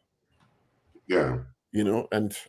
But they joined the march the day after. I mean, all this is just too little, too late, Yeah, that's true, But one wonders if I'm sure there's a protocol in place, because, as you said, bullying is not a new circumstance. We've spoken about this time and time again. Mm-hmm. Unfortunately, this time it's resulted in a young man taking his own life, a young man filled with so much promise. And now, as you say, everybody going into damage control and politically correct statements, about the situation. But a mother and a father do not have their son this morning. Yep. That's the bottom line. So. All right. Let's grab this call. Good morning. Hello. Good morning, caller. Good morning, caller. All right. Not the telephone, not the device. All right. So we'll take some calls. It's 7:29 on this 8th day of October. We'll take some of your calls. 222-8255. Good morning. Good morning, Steve, again. And yeah, morning. So I listened to Mr. Meister, ACP Meister. It's not sounding as if anything will happen to whoever did this. I mean, whoever was bullying the boy. It's just a normal routine investigation into the matter, which will sum up to nothing. I don't see justice being served on this for these parents' son. I don't see it at all. And it's only when things happen so tragic that people wanted to start to talk about it. It's a talking point. This has been going on forever and ever in schools, because look at the school fights on video. That is part of bullying too. When we see these boys and girls slapping each other, how come we don't see drastic action being taken at that point in time before it escalates to something worse? So it's building up until somebody's either dead or the bullied person commits an offense, and that's when the they want to blame her now or him. And I'll never forget the young lady who was expelled because she stabbed another one and she was expelled from school. She was being bullied. And what? She ended up with nothing. And out of school, I don't know if she was charged with anything. I think she was charged, but I don't know what is the thing now with her. My heart goes out to these people. All these school fights. Look at the police, ACP Meister and others. Very perpetrators before, if not before the court, for somebody to speak with them because it's not going to get better. Have a good morning, you all. All right. Thank you. Have a good one. Good morning. Good morning, gentlemen. Good morning. You know, what these schools have to start to do is to call in the police officers, because I know they used to do it at a time. Certain schools will call an officer to talk to students, you know, give them a lecture and so on. I feel this, before it even reaches the police, I think the principal or dean needs to call in both parents. They have both parents on either side, but whoever is the parental guidance for the person, call them in together and see if they could solve it. Because the only way sometimes this stops is when the other party retaliate with a fight. So people's children too have to learn to defend themselves to a certain point. You can't just sit down and let somebody bully you. And how do you think they should defend themselves in that situation? Well, I go end up fighting if it's me, but you know, you just have to hope that it can reach a fatal end. So you engage in that and then hope it don't reach a fatal end. Well, I hope so. But let me tell you, you see, if I'm not mistaken, there was something that I saw on social media, you could remember, and it concerns that, I don't know, if I would want to think it's that same school, when there was a young boy who told another one, made some racial remarks. And I saw something on Facebook where the principal, the board of the school came out and made a remark in and tried to settle that. So that they're easy. They're not easy down there. They need regular talking to it. That's college day. So I don't know. But bullying all of the hills, and sometimes that's the only way for the bullier to stop. So hit him some hard hand. No. He or she. No. Okay, go on. No. That's not the answer. Good morning. Good morning to the panel. Morning. Yeah, I'm calling with about 3 close family that I know went through that bullying, you know, and first was my grandson, right? And they had to, when he went to do kickboxing and karate, so after a while, you know, he was good. But another friend son of my own, he was hit with a water bottle straight in his eye and head and was unconscious, right? He had to spend like 2 days in the hospital, right? They had to remove him from the school. He get a transfer because the parents no redress. They didn't get from the principal. They reported nothing take place. So they had to remove him from that school, you know, and the other child, she ended up with a fractured ribs, right? And up to now, they're still waiting on the police to see what could take place with that. You know, but my children going to school, I mean, they're much older now, but I remember it had like the community police used to be coming in, you know, and, you know, they would just talk to the students and things. And I find, you know, to me, I find I could bring back that, you know, once in a while have, if it's a day or 2 days, the police come to the schools, talk to the students, you know, because, I mean, children acting out, bullying, you know, I mean, sometimes things stem from the home. We don't know what they're going through, what frustration, you know, what taking place with them too. So on both ends, it is very, very sad. You know, it could be a psychological problem that is taking place with the bullies, you understand? And you have to come to the root of the situation for you to deal with it, you know? I know how children just miserable and would want to bully, but I believe they had to go at the core, the social issues, to see exactly what is taking place, what causing that, what happened in the home, that they come out and they lashing out at other students and they taking and the taxing and all these kind of thing. And, I figure that you have to go much, much deeper into it to see what really causing this disturbance in school concerning those children and them. And that is my contribution for today. Well, they have a blessed day. Thank you. All right. Thank you so much there. Thank you for calling. Good morning. Steve, I just want to say something here. With all what I said, people like Hector will find out real Zina, you're real. But why doesn't Hector send and say what he suggests? People like them are bullies because they stay behind scenes and always want to comment on everything somebody writes or says. I actually think Hector is very right. Because your suggestion that we should fight is not the solution. Yeah, all right, I hear you, Paul. I said that is how I felt. That is what my way, that I might have hit your coffin also, and it might have stopped. Well, okay, that mightn't be the solution, but I am talking about the bloggers. People like Hector, I'm calling him out. He always has something to say about what everybody says, and he never offers a solution. Hector, be brave enough to call now. Use your phone and call the station and say what you suggest. I suggest Thank you, calling Zina. the schools. Thank you. The answer is not to cough back or fight back. It will end up very bad. Good morning. Hi, good morning. Morning. Right, this is the call one or two show. I'm sorry? Yes, it is. This is the Yes, live it is. show. Yes, you're on live. Okay, well, I want to say that I was bullied in school. Mm-hmm.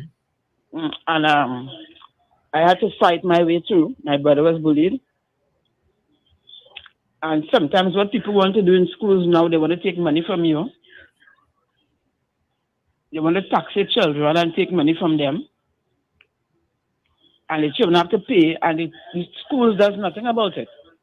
And did they report it to the school itself, the principal, the dean? Yes, they don't do anything. They don't do it because you see some of the children have prestige family. So they don't really do anything.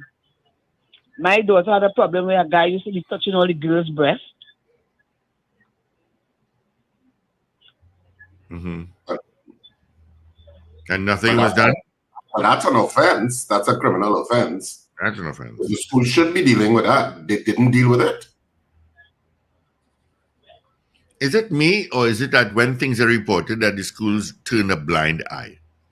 They don't do anything. Well, I don't know that all schools turn a blind eye.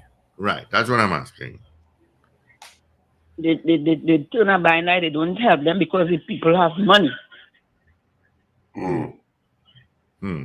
All right, thanks, Tim. Thanks for calling in. Good morning, caller. Are there any model schools that have dealt with the issue of bullying? That's Well, I can't hear both of you at the same time. Who's that? Right. Okay, go ahead. Yeah. Good morning, Mr. Richard. Good morning. Yeah. Mm-hmm. Yeah. This bullying thing in school.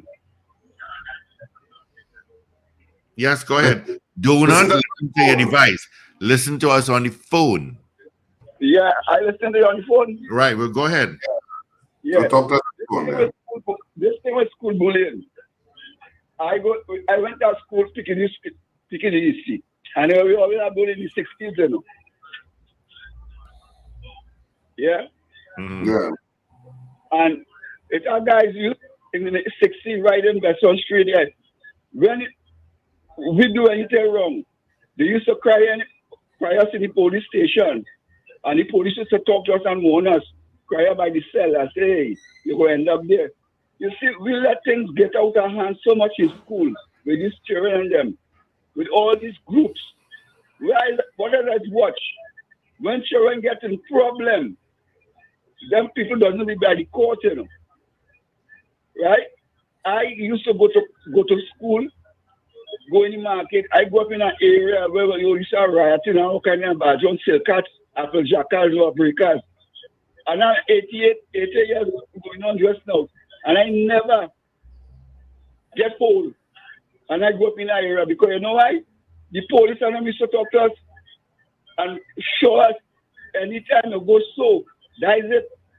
And we just let them go on. The Teachers Association, the PUTA and all of them.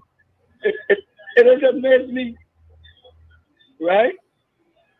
It's very, very, very. But if the school had taken, because it was 4 years, that boy getting problem in the school.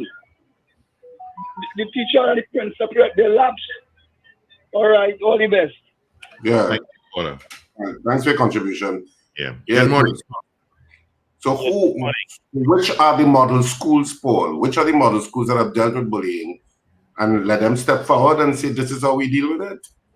I'm presuming the Ministry of Education would have a policy and that it's not a new phenomenon. No. But if a school is really on top of it, step forward and say, look, we have minimized bullying and this is what we did. We can be the template for other schools and other principals. Good morning, caller. Yes, good morning. Good morning. I'm looking at society itself. And what I am seeing is that the morals of society with schools, with children and adults have gone to such an all-time low that the bodies that is intended to, or institution that is intended to keep law and order and keep discipline have such a difficult time to keep up with the kind of things that people are doing and behave. They need to have, as they seem to have, they need to have some kind of authenticator with changing codes to adjust, to keep in line with the thing that is happening now. I don't know how people seem not to care about law, and they're just doing anything, anyhow, anytime. I really don't know how the authorities deal with it, because I know the authorities are trying, and it is a very sad situation that we are in here. We don't know how it is we are going to deal with this, but something had to happen somewhere, somehow, because the morals of people have just gone. There's nothing about respect, consideration for law, consideration for people on both sides, children and adults, in the society. I don't know what is causing that. Thank you very much, gentlemen. Yeah. But social media is partly to blame in a kind of way, but I suppose the whole issue of empathy and empathy for other human beings, which seems to be a global problem, about that whole issue of empathy for being human. Because one of the bullying minorities in schools is the LGBTQ community. So children who belong to that group are bullied. I'm not saying other students aren't bullied, but it's kind of considered acceptable bullying in a sense. So teachers don't intervene enough because a boy might be feminine, or a girl might be, butch or more masculine. And it's all right for other students to say something else, and students don't intervene. It's an unprotected group, and it's not a topic that people like to talk about, but it's also an unprotected group in terms of that whole spectrum of bullying. So if you're dealing with bullying, you have to deal with it in all of its forms. And don't tiptoe. According to the reports, that was some of the the insults that was hurled against the boy. Yeah. They made presumptions about his sexuality because of his affect, which with no evidence to support, he may have just been soft-spoken. You understand? Yeah. And the perpetrator decide this is something he's going to attack him on. And let me make a statement here. Very often, students like Jaden, because they're performing well, because they're getting awards, become targets. Yep, that's Who true. you feel is the bright boy? Yeah, girl, I go deal with you. Understand? Because they feel inadequate when they're comparing themselves, unfortunately, to that student who may be performing well, and they may not be performing as well for many different reasons. And again, the school has a responsibility to intervene. Yeah. She said, you said something earlier, Richard, and this is what frustrates me with this. 3 more days. 3 days after the parents bury their child, this country will move on. What's new? Hello? And I'm doubtful that any meaningful change will take place in the school system to deal with it, because we've talked about this over and over and over, and we've come to this again now. Yeah. Good morning. Good morning, gentlemen. I think the parents are getting away with a lot. The parents must have some idea of their children. If the child is out of hand, they can call the police, threaten, let them spend a little time in the station for some police to speak to them. But everything happening, people talking about social services, Ministry of Education. Where is the parent in this? Nobody ain't talking about the parents. They come from a home. If you don't put some pressure on the parents, they will not check their children to see who living with knife, who have attitude at home, to call the police to put them in check and stuff like that.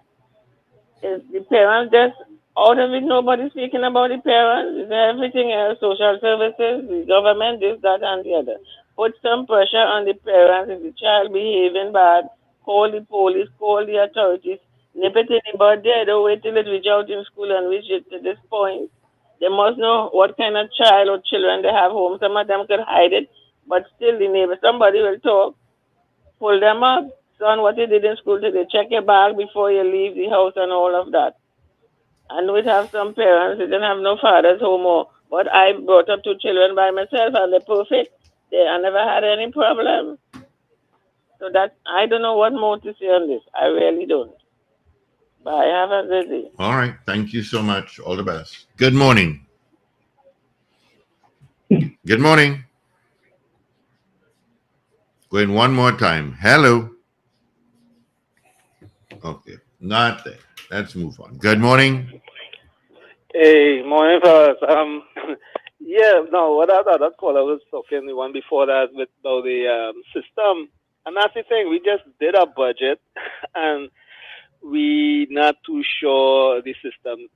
Another caller mentioned the community policing, and all these things are, a school is part of your community, and we know how we create the, the human factor, that school is an ecology that connects.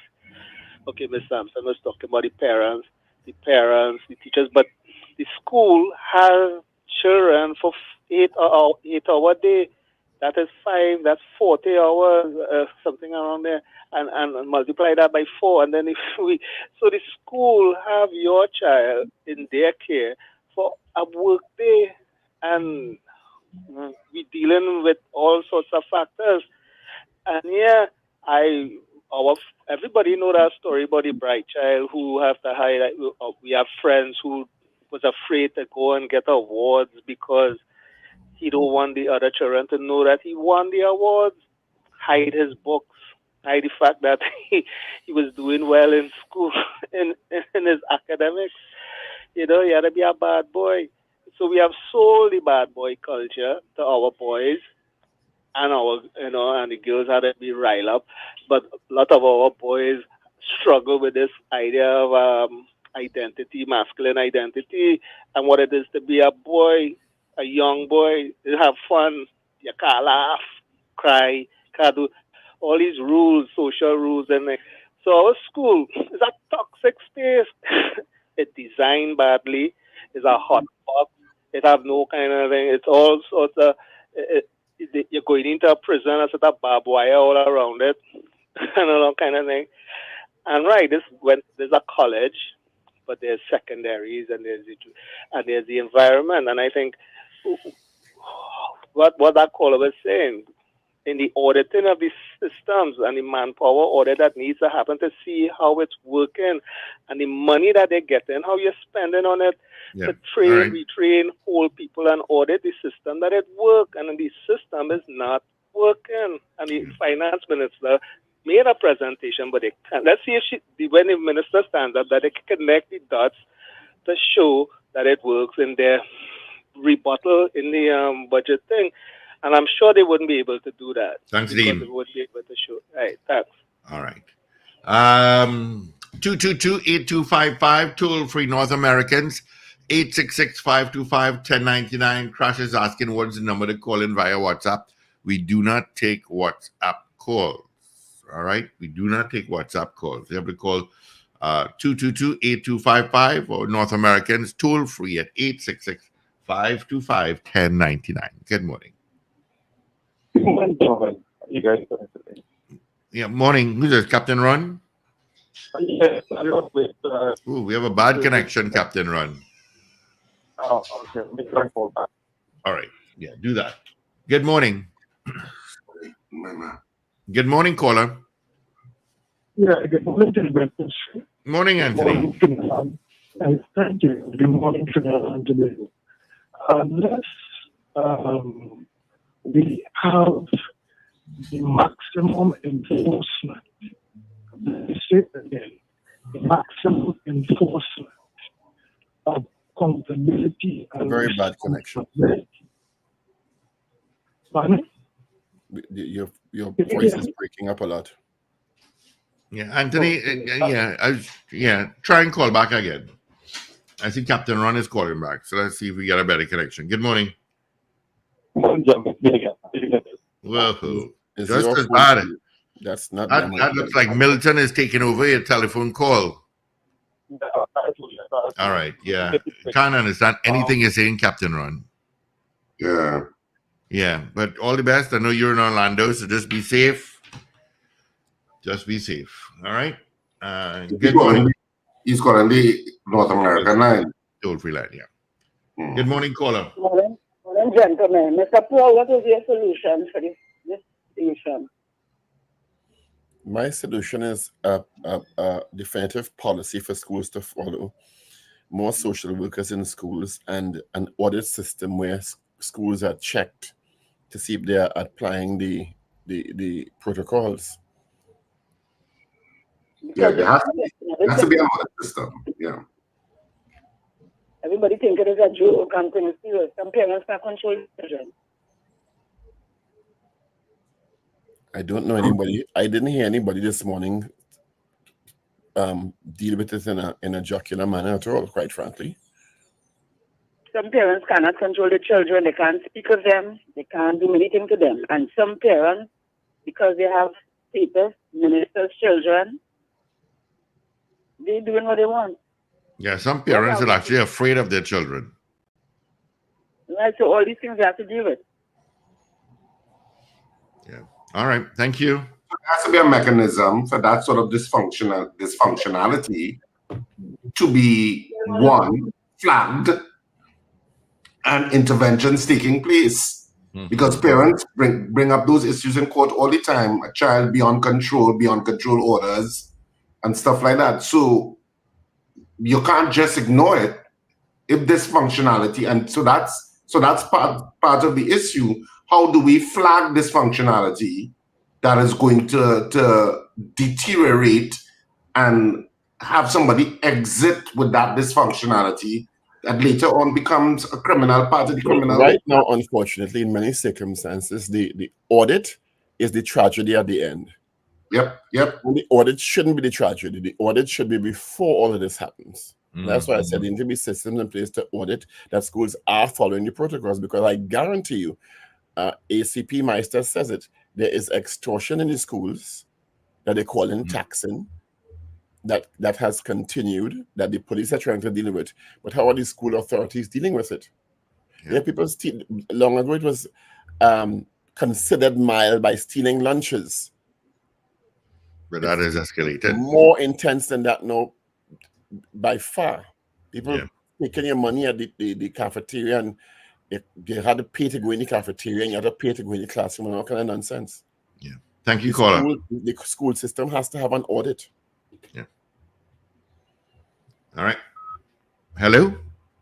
Hello, morning. Morning. Good morning, John. Paul and others. What I'm thinking is that the school system was designed to bring about a real well-rounded student, meaning discipline and academics. So we have fallen up on the wayside with respect to the administration of that duty to some extent, and largely because both parents have to be working almost full time. Children are left unattended, and hopefully that the school would have picked up where the children left off. That is not happening clearly. As a result, this is what will be happening now. And then when I look at it, even in the parliament, Mr. Paul, the parliament, the head where people would emulate people from as being head of the country, when you look at the behavior of parliamentarians, it's kind of... I couldn't agree more, because sometimes people like to separate what children see on social media and TV from how they behave. They're getting their cues from society. When I could hear the Prime Minister telling our next parliamentarian, meet me on the pavement, what kind of signal does that send? We are done polarized with ethnicity already to a certain extent, especially Well, it happens on both sides, eh? Yes, this is the point that I'm making, Paul. That's why I use the word parliamentarian. And I didn't, but that is one that is outstanding. The reference that I made, it is very outstanding. And so, we need to take a holistic approach. A lot of schools favor the wealthy children because they could contribute desk chairs for all the social functions and all that kind of thing. Sometimes teachers get, little favors. So we're in a bad place, no, brother. Community police and stuff has to come back in place. Thank you, caller. All right. Taking one more call.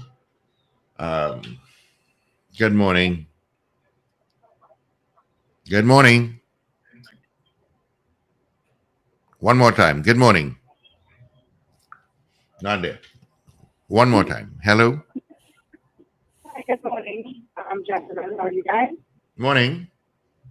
I don't know how far you're reaching the topic, but Wow. All right. I'm guessing this is Atlanta. Yeah, something is wrong somewhere with the quality of calls coming, international callers. Something inaudible. Okay, no worries. All right, we'll try this again tomorrow. I don't know what is going on, but thank you for calling. All right, gentlemen, we got to wrap it up for this Tuesday. Have a great day. Be safe. Look out for the young ones. Yeah, and of course, the 2024 Nobel Prize in Physics has been awarded to John Hopfield and Geoffrey Hinton for their foundational discoveries that enable machine learning with artificial neural networks. So that's try googling that. That's news coming across the international news circuit this morning about that award.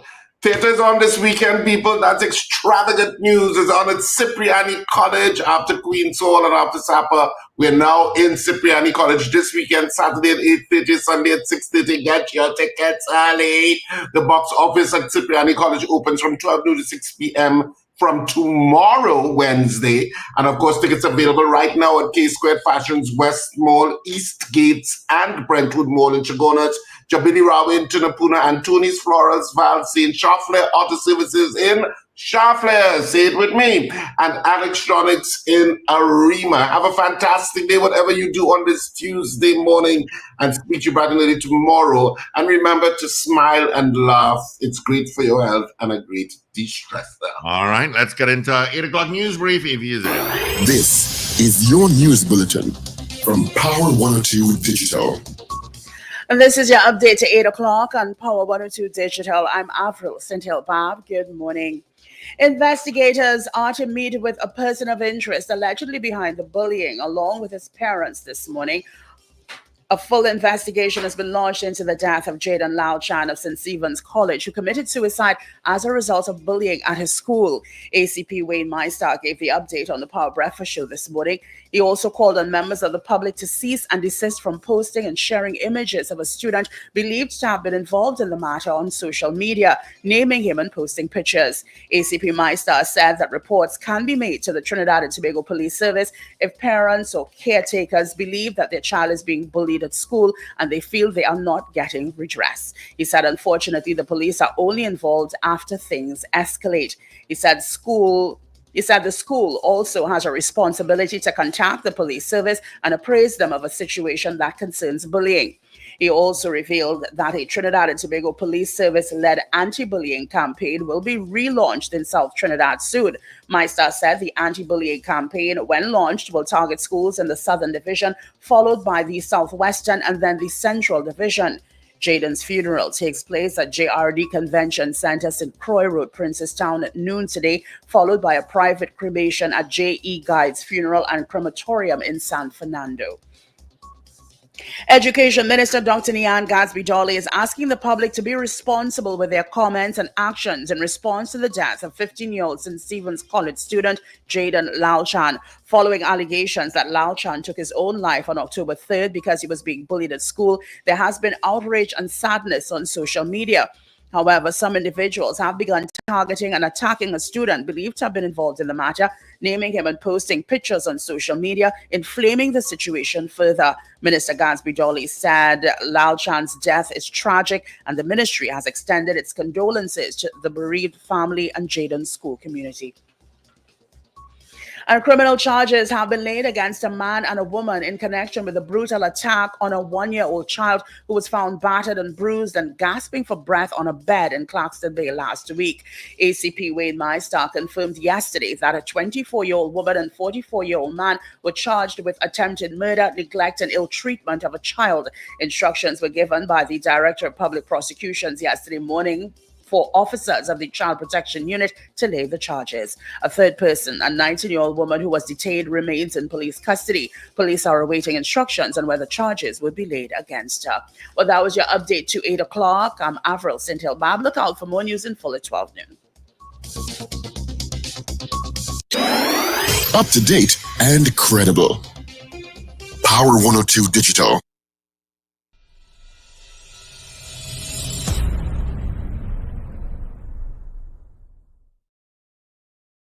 There is a connection between government policy and law in the sense that all laws start as some type of government policy. So, for example, in Trinidad and Tobago, we would have had the recent national policy on persons with disabilities.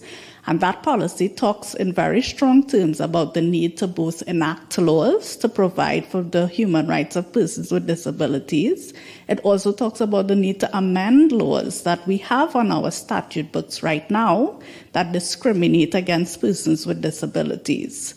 So once that policy is adopted and approved by the cabinet, then the process of making it a law can begin. The difficulty with the policy remaining as a policy is two things. One, it's not enforceable. So it does not really give you any rights legally because it's just a policy, it's not a law.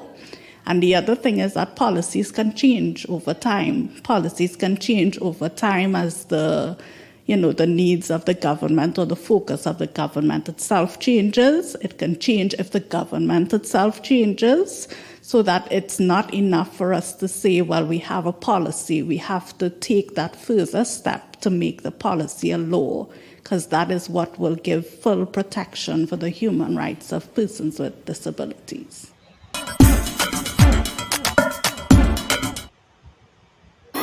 This is your news bulletin from Power 102 Digital. It is Thursday, the 26th of September, 2024. Good morning, Trinidad and Tobago. This is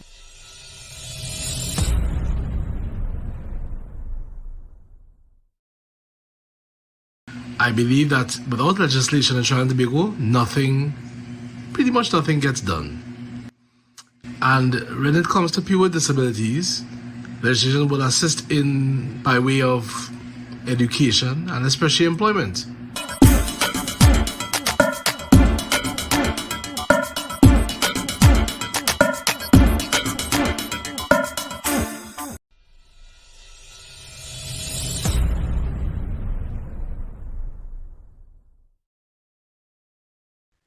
Legislation sets the tone for how we treat each other as a society. It provides those boundaries and the expectations, and it also upholds the rights of all of the citizens. Legislation is important for everyone in society as it sets rules and regulations that create an organized, safe and fair environment in which everyone is equal. They form the opinion that because you have a disability, that you are somehow unintelligent, stupid, ridiculously asinine, you name it. So legislation is quite important, and I hope that legislation is soon coming so that people with disabilities can be who they are. People first, disabilities after.